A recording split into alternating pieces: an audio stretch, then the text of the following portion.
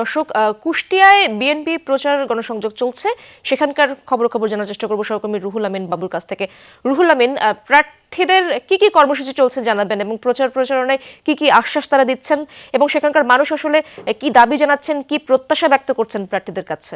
আমি এই মুহূর্তে রয়েছি কুষ্টিয়া কুমারখালী কুষ্টিয়া ৪ আসরে যে বিএনপির মনোনীত যিনি প্রার্থী রয়েছে সৈয়দ মেহেদী আহমেদ রুমি, আমরা ঠিক এখন তার প্রচারণাতে রয়েছি।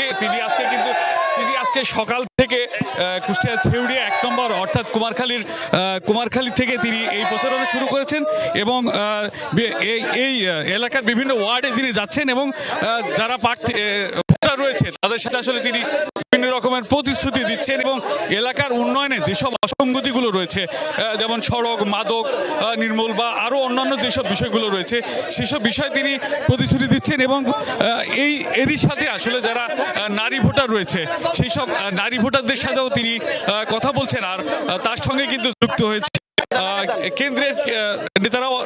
কেন্দ্রেরও একজন নেতা রয়েছে এবং পাশাপাশি আসলে এই ওয়ার্ডের এবং কুষ্টিয়া খোকসা কুমারখালী অর্থাৎ কুষ্টিয়া ৪ আসরের প্রায় ২০টি ইউনিয়ন নিয়ে গঠিত প্রায় ৩,৯৫,০০০ মতো ভোটার রয়েছে। কিন্তু এখানে অনেক বড় একটি এরিয়া এবং অনেক জায়গা রয়েছে এখানে কাজ করার।